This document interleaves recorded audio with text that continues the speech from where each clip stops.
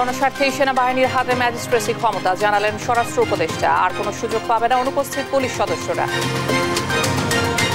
অবৈধ নির্বাচন করায় চট্টগ্রামে শেখ হাসিনা 3 সাবেক সিইসি সহ 18 জনের বিরুদ্ধে রাষ্ট্রদ্রোহ মামলা, পুলিশকে তদন্তের নির্দেশ।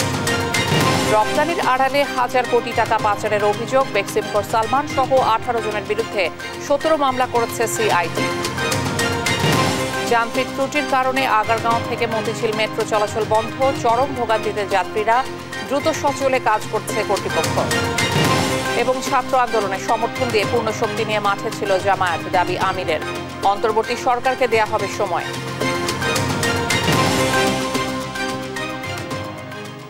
দেখছিলেন শিরোনাম সংবাদ, দুপুরের সঙ্গে আছে আমি ইশিকা আজিজ। গ্রাম প্রতিরক্ষা বাহিনীর এক প্রশিক্ষণ সমাপনী কুচকাওয়াজ অনুষ্ঠানে তিনি একথা বলেন।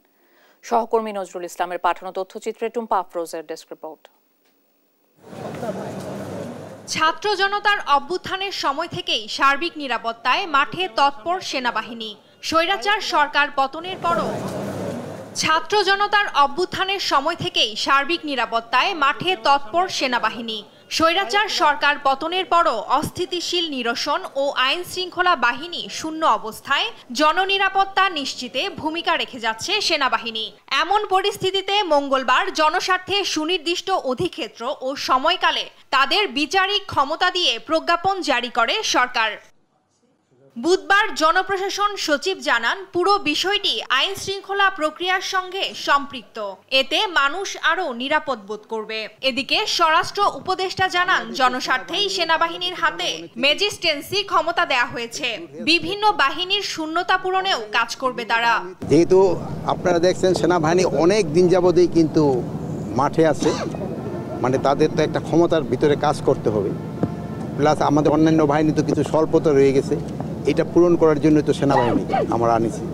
যেমন এই যে ম্যাজিস্ট্রিয়াল পাওয়ারটা, এইটার সুবিধাটা ভোগ করবে বাংলার জনগণ। এখনো 187 পুলিশ সদস্য কর্মস্থলে অনুপস্থিত জানিয়ে স্বরাষ্ট্র উপদেষ্টা বলেন, তারা অপরাধে জড়িত, তাদের আর কোনো সুযোগ দেয়া হবে না। যারা কর্মযোগ এখনো জয়েন করে নাই তাদের আর জয়েন করতে দেওয়া হবে না এবং তাদের ক্ষেত্রে ডিসিপ্লিনারি অ্যাকশন নেওয়া হবে। তাদের থেকে কোনো ধরনের তাদের মাফ করা হবে না। তারা হয়তো এর ভিতরে কিছু কিছু আছে যারা বিভিন্ন অপকর্মের সাথে জড়িত, এই জন্যই তারা জয়েন করে নেয়। এর আগে গাজীপুরে আনসার ভিডিপি একাডেমিতে আনসার ও গ্রাম প্রতিরক্ষা বাহিনীর 40তম বিসিএস ক্যাডার কর্মকর্তা ও 25তম ব্যাচ রিক্রুট সিপাহীদের প্রশিক্ষণ সমাপনী কুচকাওয়াজে অংশ নেন স্বরাষ্ট্র উপদেষ্টা। দেশে উদ্ভূত পরিস্থিতিতে আনসার সদস্যদের ভূমিকার প্রশংসা করেন তিনি। নিউজ ডেস্ক, দেশ টিভি।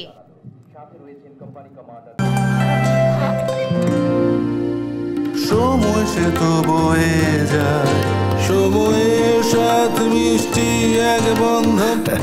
এভাবে সময় পাল্টে যায়, কিন্তু ডিপ্লোমা সে একই সাথে একই মানে যুগ যুগ ধরে রয়ে যায়।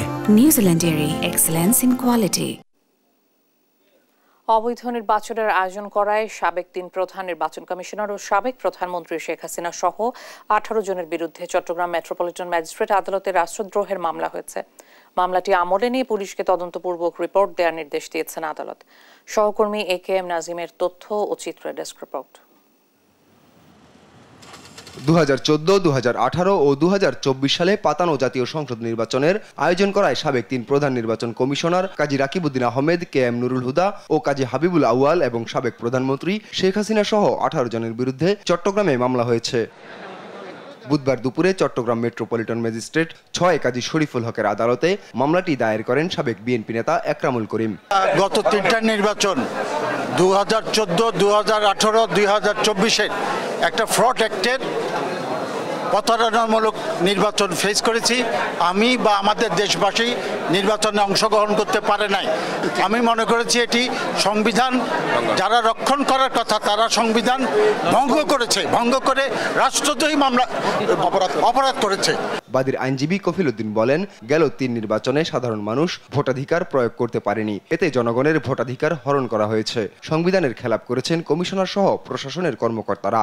এসব কারণে তাদের বিরুদ্ধে আনা হয়েছে রাষ্ট্রদ্রোহিতা ও প্রতারণার অভিযোগ। সংবিধানে লেখা আছে, যদি কোনো ব্যক্তি তার কোনো কর্মকাণ্ডের দ্বারা রাষ্ট্রীয় প্রতিষ্ঠানের প্রতি জনগণের আস্থা নষ্ট করে, তাহলে রাষ্ট্রদ্রোহিতার অপরাধী হবে।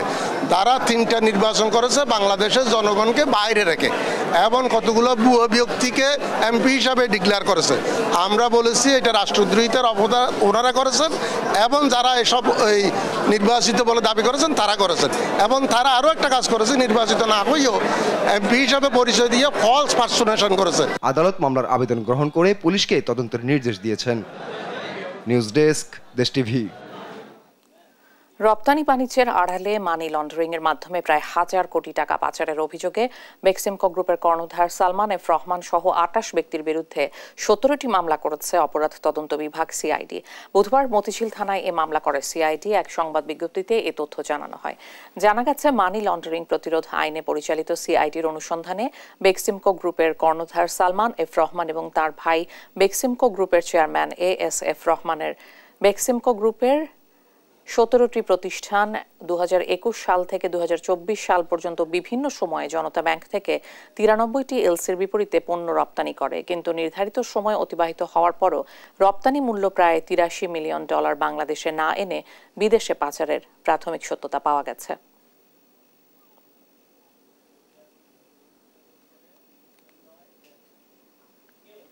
সালমান এফ রহমান, আনিসুল হক, জুনাইদ আহমেদ পলক, সাবেক বিচারপতি শামসুদ্দিন চৌধুরী মানিক, সাবেক আইজিপি আব্দুল্লাহ আল মামুনকে নতুন মামলায় গ্রেপ্তার দেখানো হয়েছে। আসামিদের আইনজীবী জামিন চেয়ে আবেদন করলে তার নাম মঞ্জুর করে কারাগারে পাঠানোর নির্দেশ দেন আদালত। বুধবার বিচারপতি মোহাম্মদ জাকি আল ফারাবির আদালত এ নির্দেশ দেন। ফজলে আদিত্যকে নিয়ে মাহমুদ হাসানের প্রতিবেদন। লালবাগ, বাড্ডা ও আদাবর থানায় দায়ের করা কয়েকটি হত্যা মামলায় সালমান এফ রহমান, সাবেক আইনমন্ত্রী আনিসুল হক, জুনায়েদ আহমেদ পলক, সাবেক বিচারপতি শামসুদ্দিন চৌধুরী মানিক, সাবেক আইজিপি চৌধুরী আব্দুল্লাহ আল মামুনকে কঠোর নিরাপত্তার মধ্য দিয়ে নেওয়া হয় ঢাকা চিফ মেট্রোপলিটন ম্যাজিস্ট্রেট আদালতে। তাদেরকে নতুন মামলায় গ্রেপ্তার দেখাতে তোলা হয় আদালতে। উভয় পক্ষের শুনানি শেষে মেট্রোপলিটন ম্যাজিস্ট্রেট মোহাম্মদ জাকি আল ফারাবির আদালত মামলাগুলোতে তাদের গ্রেপ্তার দেখানোর আবেদন মঞ্জুর করে কারাগারে পাঠানোর নির্দেশ দেন, যদিও পুলিশের পক্ষ থেকে তাদের রিমান্ড চাওয়া হয়নি। সব মিলে মোট হচ্ছে প্রায় 10 থেকে 12টা মামলাতে তাদেরকে সন্ন্যাস দেখানো হয়েছে। বাড্ডা থানার 2টি মামলায় গ্রেপ্তারদের সন্ন্যাস দেখানো হয়েছে এবং আজকে কোনো রিমান্ডের আবেদন ছিল না। উনি আওয়ামীপন্থী একজন বিচারপতি ছিলেন এবং বুদ্ধিজীবী ছিলেন, সেই কারণেই উদ্দেশ্য প্রণোদিতভাবে মিথ্যাভাবে এই মামলায় সম্পৃক্ত করা হয়েছে। ওনাদের বিরুদ্ধে সুনির্দিষ্ট কোনো অভিযোগ নাই। এগুলো ইতিপূর্বে ওনাদেরকে বিভিন্ন মামলায় রিমান্ডে নেওয়া হয়েছে, একাধিকবার জিজ্ঞাসাবাদ করা হয়েছে। নতুন করে ওনাদের কাছ থেকে তথ্য পাওয়ার আর কোনো কিছুই নেই। এগুলো জাস্ট হয়রানি করার জন্য ওনাদেরকে সন্ন্যাস দেখানো হচ্ছে। এর আগেও কয়েকটি মামলায় রিমান্ডে ছিলেন সালমান এফ রহমান, আনিসুল হক, জুনায়েদ আহমেদ পলক এবং সাবেক আইজিপি চৌধুরী আব্দুল্লাহ আল মামুন। তবে প্রথমবারের মতো ঢাকার আদালতে তোলা হয় সাবেক বিচারপতি শামসুদ্দিন চৌধুরী মানিককে। মাহমুদ হাসান, দেশ টিভি, ঢাকা। যান্ত্রিক ত্রুটির কারণে আগারগাঁও থেকে মতিঝিল মেট্রো চলাচল বন্ধ রয়েছে। এতে আগারগাঁও সহ বিভিন্ন স্টেশনে আটকে রয়েছে মেট্রো। অনিবার্য কারণে সকাল 9:40 থেকে আগারগাঁও থেকে মতিঝিল অংশে ট্রেন চলাচল বন্ধ হয়ে যায়। এতে ভোগান্তিতে পড়েন অফিসগামী অসংখ্য মানুষ। স্টেশন থেকে ফিরে এলে রাস্তায় তৈরি হয় তীব্র যানজট। পাবলিক যানবাহন না পেয়ে অনেকেই পায়ে হেঁটে রওনা করেন গন্তব্যে। তবে উত্তরা থেকে আগারগাঁও অংশে ট্রেন চলাচল অব্যাহত রয়েছে। যান্ত্রিক ত্রুটি সারাতে কাজ শুরু করেছে প্রকৌশলীরা, তবে কিছুটা সময় লাগবে বলে জানিয়েছে Dhaka mass transit company limited.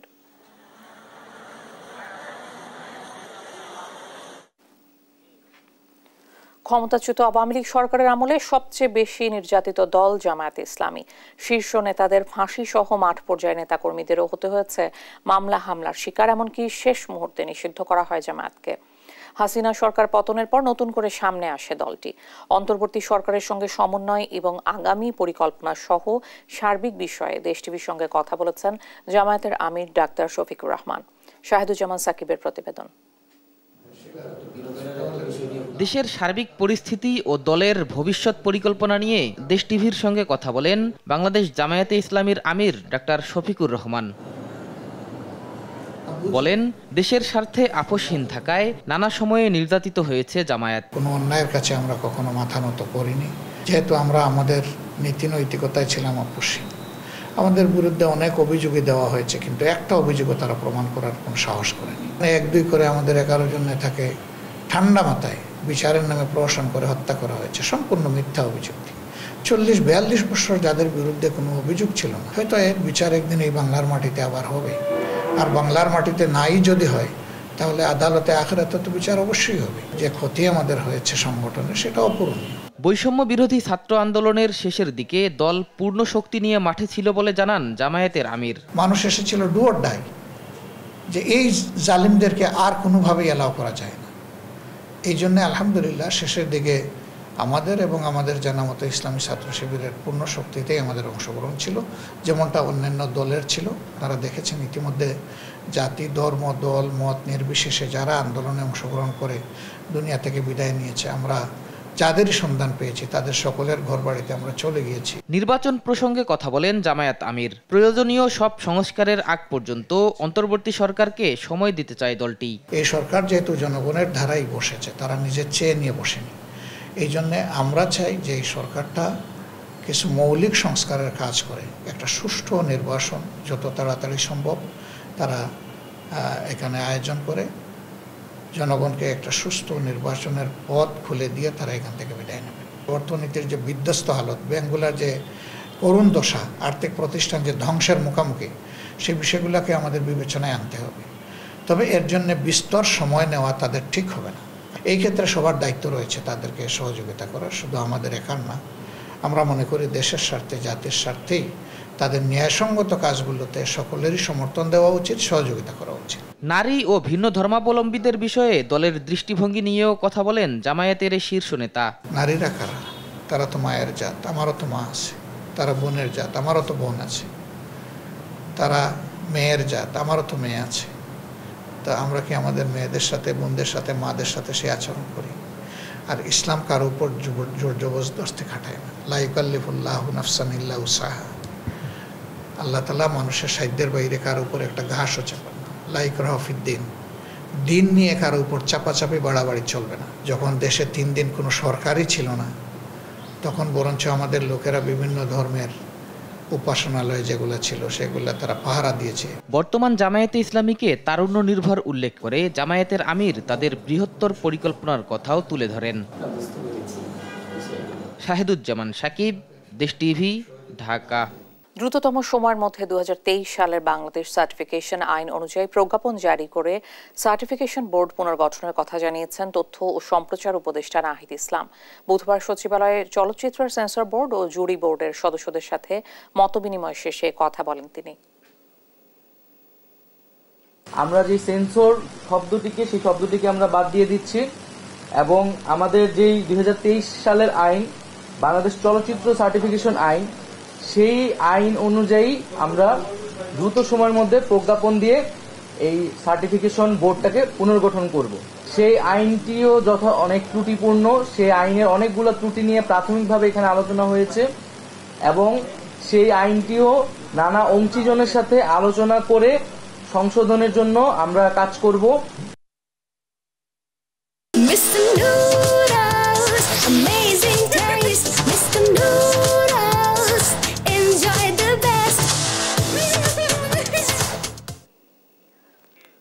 বাংলাদেশিদের জন্য আবারও কলিং ভিসা চালু করল মালয়েশিয়া। এর ফলে দেশটির পাম বাগানে শ্রমিক হিসেবে যেতে পারবেন বাংলাদেশি কর্মীরা। এক বিজ্ঞপ্তিতে এ তথ্য জানিয়েছে দেশটিতে নিযুক্ত বাংলাদেশি হাইকমিশন।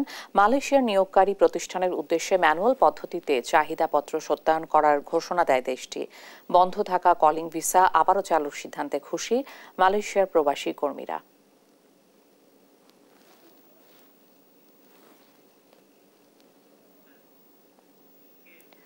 একের পর এক গ্যাস ক্ষেত্র আবিষ্কার হচ্ছে ভোলায়। শাহবাজপুর ও ইলিশায় দুটি কূপে 5.109 ট্রিলিয়ন ঘনফুট গ্যাসের অস্তিত্ব মিলেছে। তবে গ্যাস বিপুল মজুদ থাকলেও সংযোগ না থাকায় দ্বীপ জেলাটিতে গড়ে উঠছে না ভারী শিল্প প্রতিষ্ঠান। সম্ভাবনা থাকা সত্ত্বেও বিনিয়োগে এগিয়ে আসছেন না উদ্যোক্তারা। ভোলা থেকে সহকর্মী ছোটন সাহার রিপোর্ট, জানাচ্ছেন টুম্পা আফরোজ। ভোলায় গত 3 দশকে আবিষ্কৃত হয়েছে 3টি গ্যাস ক্ষেত্র। খনন হয়েছে 9টি কূপ, যার মধ্যে 5টি কূপ থেকে উত্তোলন হচ্ছে 85 মিলিয়ন ঘনফুট গ্যাস। এই গ্যাস ব্যবহৃত হচ্ছে 2টি বিদ্যুৎ প্ল্যান্ট ও 2400 লাইনে। তবে প্রসেস প্ল্যান ও পাইপলাইন প্রস্তুত না থাকায় বাকি কূপ থেকে গ্যাস উত্তোলন থমকে আছে, যে কারণে গ্যাস থেকে বঞ্চিত হচ্ছে ভোলাবাসী। এই গ্যাসগুলো যদি সঠিকভাবে কাজে লাগানো যায় তাহলে দেশের যে বেকার ছেলেরা আছে তাদের কর্মসংস্থানের ব্যবস্থা হবে। মেল ফ্যাক্টরি ইন্ডাস্ট্রি চালু হলে দেশের উন্নয়ন হবে, এটাই কিন্তু আমাদের কামনা। ভোলার গ্যাস ভোলাতে থাকবে, এতটুকু আমাদের দাবি। এদিকে বাপেক্স ও রাশিয়ার জ্বালানি জায়ান্ট গ্যাজপ্রোমের যৌথ প্রযোজনায় ভোলার 2টি কূপে 5.109 ট্রিলিয়ন ঘনফুট গ্যাস মজুদের অস্তিত্ব মিলেছে।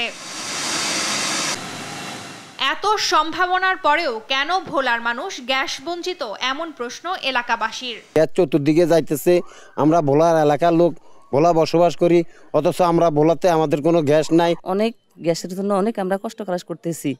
তবে সম্ভাবনাকে কাজে লাগাতে সব ধরনের প্রস্তুতির কথা জানিয়েছে বাপেক্স। চরফেশান, মনপুরা, হাতিয়া এই পণ্য যদি আমরা আরো এক্সপেরিমেন্ট করতে পারি 2D 3D, তাহলে এখানে আসলে সম্ভাবনাগুলো আরো চিহ্নিত করা যাবে। তখন আপনার ডিলিং এর প্রস্তাবনা নিয়ে গেলে তারপরে এটা যদি আপনার জাতীয় গিটে আনার কোনো প্রক্রিয়া থাকে তাহলে এটা একটা ভালো একটা সম্ভাবনাময় একটা পরিস্থিতি সৃষ্টি করবে। জেলায় নতুন করে কূপ খনন হলে মজুদের পরিমাণ আরো বাড়বে মনে করছেন সংশ্লিষ্টরা। নিউজ ডেস্ক, দেশ টিভি।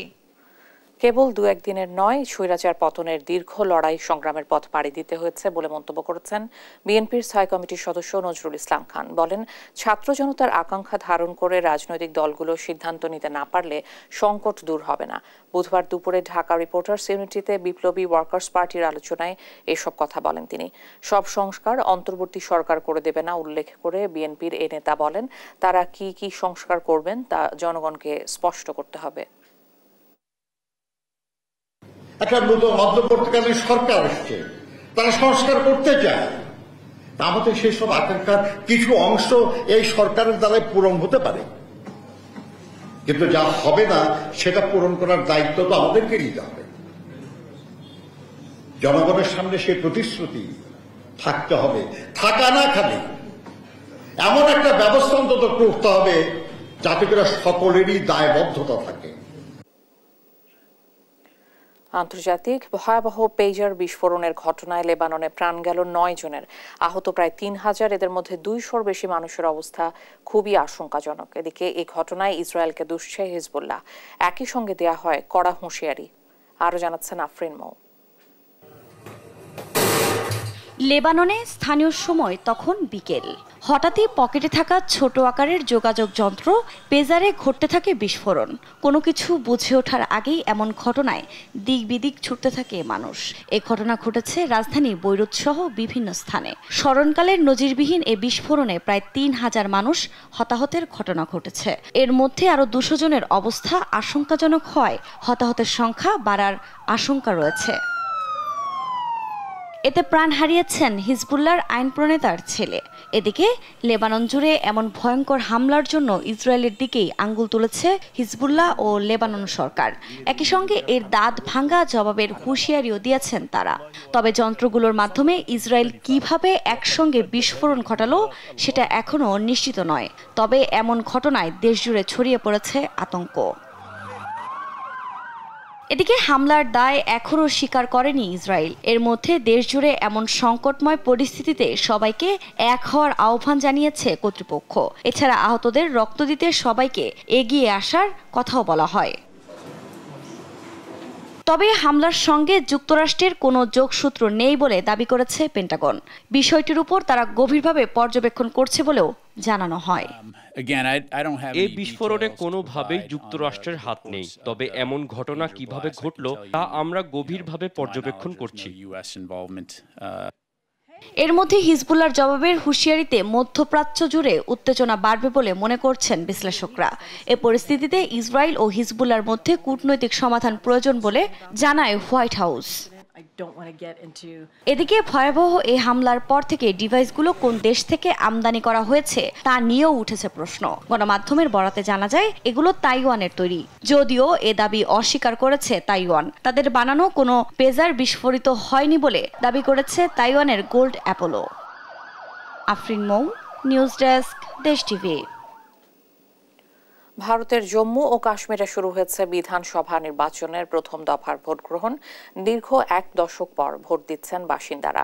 ভোট গ্রহণ নির্বিঘ্ন করতে কড়া নিরাপত্তা ব্যবস্থা নেওয়া হয়েছে উপত্যকা জুড়ে। এদিকে গণতন্ত্রের উৎসবকে শক্তিশালী করার বার্তা দিয়েছেন প্রধানমন্ত্রী নরেন্দ্র মোদী। বিস্তারিত রায়হান কবির শুভ্র ডেস্ক রিপোর্টে। ভোরের আলো ফুটতেই শুরু হয়েছে ভারতের জম্মু ও কাশ্মীরে বিধানসভা নির্বাচন। দীর্ঘ 1 দশক পর প্রথমবারের মতো ভোট দিচ্ছেন কাশ্মীরিরা। 90টি বিধানসভা আসনের মধ্যে প্রথম দফায় ভোট হচ্ছে 24টিতে। এবারের পর্বে ভাগ্য নির্ধারণ হবে 219 জন প্রার্থীর, তাদের মধ্যে 90 জনই স্বতন্ত্র। এবারের বিধানসভা নির্বাচনে national conference, PDP, BJP, Congress এবং স্বতন্ত্র সহ সব মিলিয়ে প্রার্থীর সংখ্যা 909 জন। স্থানীয় সময় সকাল 7টায় শুরু হয়ে ভোট গ্রহণ চলবে সন্ধ্যা 6টা পর্যন্ত। নির্বাচন নির্বিঘ্নে সম্পন্ন করতে কঠোর নিরাপত্তায় মুড়িয়ে ফেলা হয়েছে ভারতের কেন্দ্রশাসিত জম্মু কাশ্মীরের সমতল থেকে পাহাড়ি এলাকা। বিগত কয়েক মাসে বেশ কয়েকটি জঙ্গি হামলার ঘটনা ঘটেছে এ অঞ্চলে। সে কথা মাথায় রেখেই নিরাপত্তা জোরদার করেছে প্রশাসন। সশস্ত্র আধা সামরিক বাহিনী ও পুলিশ সদস্যরা মিলে নিরাপত্তা ব্যবস্থাকে সাজানো হয়েছে কয়েকটি স্তরে। এদিকে ভোট দিতে পেরে উচ্ছ্বাস প্রকাশ করেন সাধারণ ভোটাররা।